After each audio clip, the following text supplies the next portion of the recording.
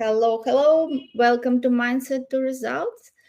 And today our guest is Carl Grant, and he's the author of the book How to Live an Abundant Life. Such a great topic for the book. Hi, Carl. Hello, Elena. Good to see you again. Happy to be here with you. Thank you. You're most welcome. Tell us a little bit about you. What is your story? How you decided to live abundant life? How all started, and what you do to help people to live with fulfillment and abundance? Well, Elena, it's been a process of trial and error, and I happen to be a little bit older than most of your listeners. So I think once you've gone through life and you've made some mistakes and you've learned from those mistakes, I think then you have a story to tell. And so I now have been married 30 years. I have five adult children. I had a very successful career. Was global head of business development for an international law firm that grew by $1.7 billion annually when I was there. Left after 20 years and started my own business, and am thriving in that business today. And so, what inspired me to write a book is that I, you know, how you sometimes just have something in you that you know that you have to do. I've always known that I wanted to write a book. I didn't always know what that book was going to be about. I feel that it was somewhat of an inspired title, an inspired set of contents. I am a person who enjoys reading books like How to Win Friends and Influence People, How to Live Your Best Life Now. Uh, there's a whole bunch of those types of books that have really inspired me. How to Stop Worrying and Start Living, and so a lot of those books were written a long time ago. Dale Carnegie, he's not with us anymore, but his writings live on. And so I wanted to kind of do a modern day, how to win friends and influence people, but how to live the abundant life. And so I've really broken it down into living abundance in yourself and at home, and then in abundance in the community and in the marketplace. And so when I talk about yourself and at home, I start out by talking about how you find your purpose. A lot of people go through life and they just don't know why they're here or what they were put on this earth for. And I help people figure that out. I talk then about how to maintain a sound mind. Unfortunately, and I suffered from this too, so many people just go through life thinking whatever thoughts pop into their mind. Only you can control what you think about. And I give some tools on how to really think about positive things that will start to direct your life in a positive way, and how to speak those things over your life. I talk about growing spiritually. Elena, you and I talked about faith the last time we talked. For the first half of my life, I was an atheist. I lived a life apart from God and didn't even know of his existence, and that radically changed at the age of 24. And so I talk about that, and I talk about how to grow that in your life if that's something you want to do. I talk about maintaining a healthy body. Not everybody has to be, as fanatical as I am about fitness. I'm a health and fitness fanatic, but I wasn't always in very good shape. I am, 57 years old, and I wear the same size clothes I wore in high school. And so I give readers a way to get to that point and just to be happy living healthily and looking in a way that feels good. It's not about trying to impress others, but it's about feeling good in your own skin. I talk about pursuing personal growth, how to set goals, and then set the baby steps needed to reach those goals. I talk about relationships, really important. The relationships in your life are vital, and I've done a pretty good job with the relationships in my family and in the community. A lot of my work was built on relationships, so I talk about how to be more likable, and also how to establish boundaries. If you're going to be able to thrive in this world, you're going to have to learn to say no to certain things and set up some boundaries around yourself. So that's essentially the topics I cover in the book. So if that sounds interesting, it's how to live the abundant life. And if you look at my name, Carl Grant III, you can find it on Amazon and Barnes and Noble. Yes, amazing. Thank you for sharing, Carl. You are one of the rare people, I think, the rare people who could achieve such a big success in all area of the life. And of course, you can share in this episode something, maybe the key principles that you live and what you think is the, if there would be, for example, three main pillars of success, what it would be if people want to be abundant and they want to be successful in different areas of the life, what you would say would be the three, the main biggest pillar that they start with, right? Because success is the journey, and what they start with and how they can maintain that success and become successful in all area of their lives. Well, when you read the book, you'll see that I'm not a perfect person. All right. So I don't want to be held out as that. But the key is learning from your mistakes. Okay. And if you read a book like what I've written, you'll read about my mistakes. I've made mistakes, but I've learned from my mistakes. What I offer you is you can learn from my mistakes rather than going and repeating your own mistakes. So learn from mistakes and learn from others' mistakes. And that's number one. Number two, God has blessed each of us with relationships in our life, whether it be parents or a spouse or children or just a friend. Um, Treasure those relationships, uh, take care of them, nurture them. I can't stress that enough. I think I mentioned I celebrated my 30th wedding anniversary today.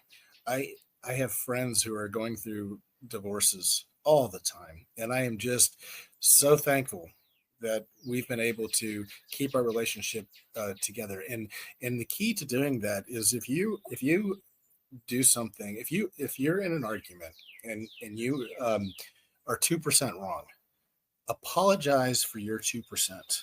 That maybe you didn't speak nicely. You said a harsh word, and maybe the other person did way worse.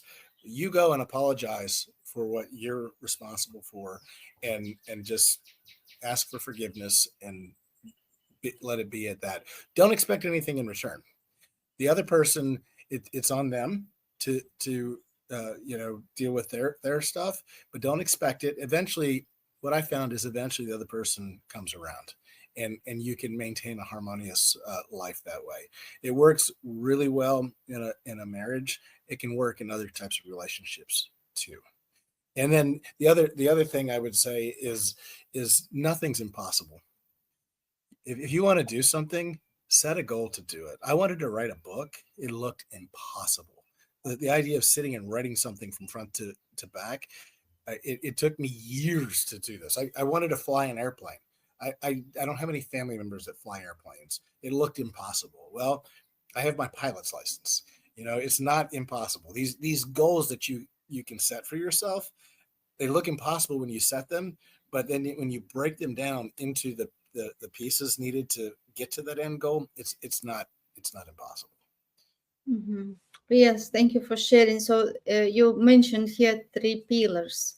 The first is to learn from mistakes. Yes, that comes to the attitude and not afraid in also to fail. Yes, learn from mistakes and be ready to fail, because this is how the process of learning happenings. Of course, it is better to learn on other people's mistakes, as you said, like read books and see other people when they describe their mistakes and what they learned, so you can learn from that experience. But the failure is the necessary part of success, and having the right attitude to failure, and also, as you said, learning from that failure, as not just blaming others or outside factors that you failed, but understanding that you are the cause, right? There is the cause and effect, and that is the fact what you got. But if you understand that you are the cause, you can always learn and improve, and this is how you will be successful. Absolutely. And the second one, you said cherish the relationship. Yes, and be grateful for what you have. Yes, cherish and be grateful for what you have. Because if we grateful for what we have, we will show up different. Yes, and if we learn how to be grateful what we have, we will have more things to be grateful for. And it is really, when we look now at it, like in the world, what is happening, relations, like really, it is so rare, rare to find people like you who would celebrate 30 years anniversary of marriage. Yes, because this is also journey, and right attitude to the journey. Yes, and as you said, accepting, even if you 2% were not wrong, accepting that, because it is not important who is right, who is wrong. Yes, but it is important to have the great relations. And if everybody will accept and cherish that gift, because I really can say that it is a gift, because I see people, even celebrities, sometimes you see they're so happy, like all these beautiful photos, videos, they are in love, and then like 1 year or even less, they're divorcing and they're getting apart, and they say, oh, I just so we're so happy to see one other happy couple and now there is no more. So it is really become so rare now to meet people like you who celebrate so many years of successful marriage, successful relations.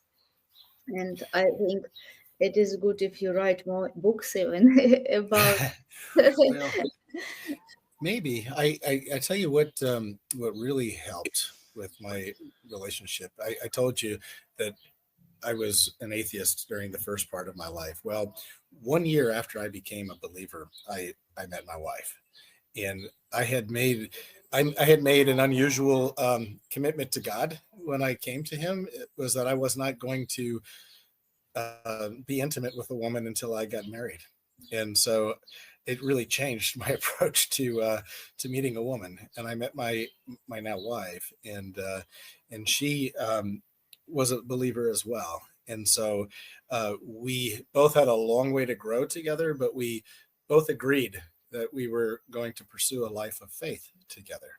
And so we did something unusual. We dated for 3 years, and then we were together on our wedding night, which is unusual these days.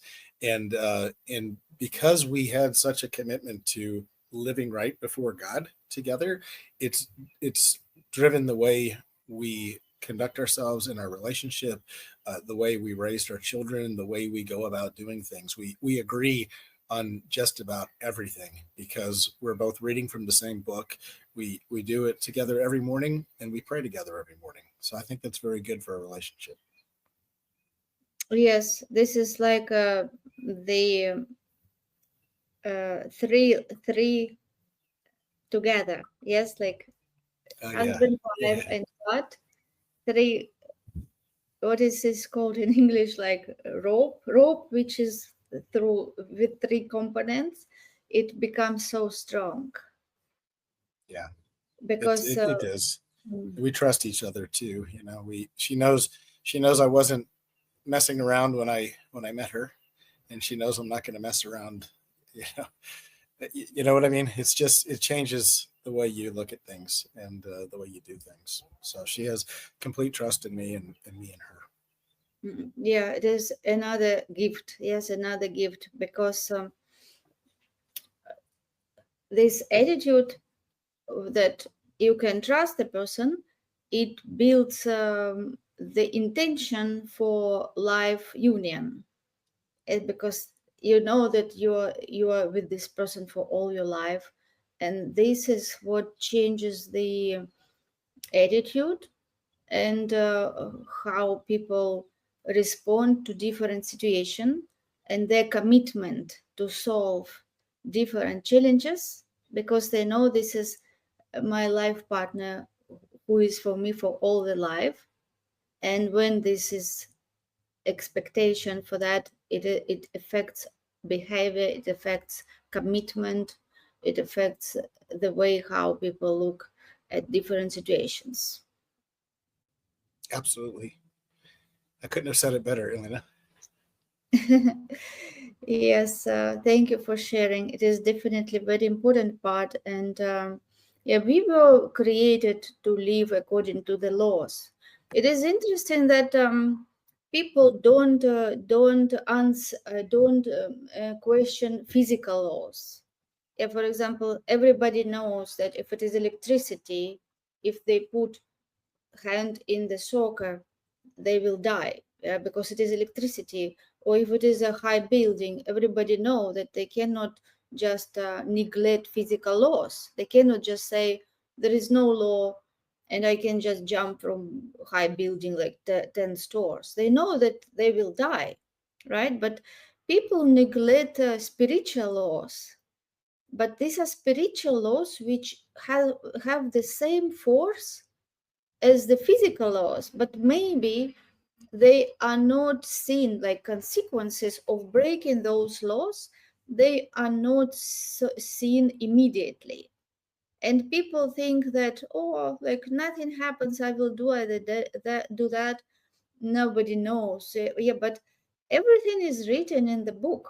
It is like file. Yes, everything is recorded in this universal intelligent, I don't know, web, universal web. Yeah, like we say that some informational portal, the same as we keep information on our computer in different files. So everything is recorded and everything has consequences. Even people don't understand that there will be consequences, and if you break the laws you will always get the effects of this, but maybe not now, but it will come later. And that's why people not seeing this immediately let them think that everything will be fine, but it will not be fine. If people break the laws, they will be punished. Yeah, punished, and they will see consequences. Yeah, And so for me, yeah, absolutely. There's wisdom and in the Bible. We there's 31 proverbs, one for every day, and so every day my wife and I read a proverb together, and it has wisdom in there. And it does talk about consequences for adultery and things like that. Um, but there's other things that are not as crystal clear that I try to touch on in my book. And for example, the thought life is very important, right? And so I live under grace. I don't live under the law. I do what I do because God has forgiven me for so much. So I want to do things to please Him. So when I talk about if you feed your body, potato chips and Twinkies and regular Coke all the time, you're not going to be very healthy, right? If you just eat garbage all the time, if you consume a mental diet of garbage. And I think about men in this world, right? And in women, a growing number of women. If you feed yourself pornography, for example, if you let yourself look at this every day, and some of the stuff I understand is pretty gross. Uh, your mind is going to go to warped places. It doesn't leave your mind. It changes the way you look at fellow human beings if you do that. And so if you so I don't do that. I stay away from it because I don't want my mind twisted in that way. Uh, if you on the flip side, my wife and I have lists of God's promises. We have 5 different lists, and we will take turns uh, reading them, and then the other person repeats them. And what we try to do is remember those promises that God has made to us.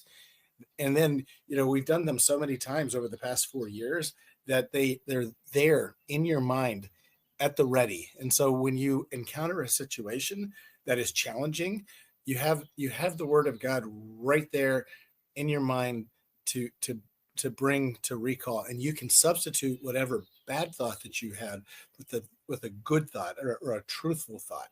And so even if you're not a person of faith, you can fill your mind with good things that you can bring to mind when needed, instead of just drifting off to whatever negative situation you might find yourself in. And so those are the little things I try to talk about in my writing to help people. In fact, I got a message yesterday. It was really encouraging. It was I think it was an Instagram message of a woman who had read my book, and she had posted something positive about it before, and then she mentioned to me that she was going through a hard time, and she went and she started to reread the book, and it helped her, and it made me feel so good that I did something that was actually helping another human being. And so it that made my day yesterday. Little notes like that to somebody who spent years putting something together means the world. Amazing, yes, amazing, because you have this experience, right? You have this proven knowledge which you already implemented in your life, and you received the results in so many areas of your life. And it is just priceless now what you can share with people, and so many people need this knowledge. So I really would like to encourage you to write more books. Maybe those different chapters which you mentioned in this book, you can create a one book just separately about each of those chapters, and I'm sure that people will benefit. And me myself, I'm also looking forward to read your book. So I Oh, will thank you. get it and read it, and really would love to know more about your approach. Yes, and I liked how you said that we live according God's principles. Like you live with your wife and your family according God's principles, not because of fear, but because of love. Yeah, because we have so much to be grateful to God that He created us this amazing way. He created all this abundant universe and gave us so much to discover, so such a huge potential. We can have so long list of gratitude to God, and live into His laws. It is not just because we're afraid to be punished or something bad. It is just our appreciations to, and willingness to make the choice. Yeah, because this is a very important that God created all the creatures and He gave them certain programs. Like all the creatures have been programmed a certain way. They have instincts. Yes, they cannot choose. They just act according to instincts. But the only creature that is the highest creature on this earth is the human being, and God created us very different way. He gave us the choice and that ability to choose, and He said that there is the choice. There are two ways. You can go right, and you will live this life, and I promise you that you will have that, right, like blessings. And there is the way that you also can choose, and you will have those negative consequences. So this is the choice which I give to you, but I want you to choose what is right. Well, I lived the other way. I lived that way, so I knew what that way was like, and I knew what it was like to have the fear of contracting, sexually transmitted diseases, the fear of getting somebody pregnant, the fear of getting in trouble, the fear of it, the consequences of all the actions that I was taking at that time, and so to finally be freed of that and not have to fear all those things, um, it's a much more fulfilling life, and it's a fun, exciting life. I don't want your listeners to think that that I live some sort of wholly secluded existence. I live a really fun life. If you can look at the reflection on that window behind me, that's Lake Travis. I live on Lake Travis in Texas, and I own jet skis, and I belong to a boat club, and we have an absolute blast living here and going out on the water together. On the other side of where I live is a resort, the Lakeway Resort and Spa. We have access to 3 swimming pools, a hot tub, a gym, a restaurant, 2 bars, 3 bars actually. I mean, it's quite the amazing thing. So literally, when I walk out my front or back, I'm on vacation, which is amazing, right? I mean, I'm a guy who my wife called me throughout our marriage Mr. Vacation, because I would plan with 7 people in our family. Going on a vacation took a lot of planning.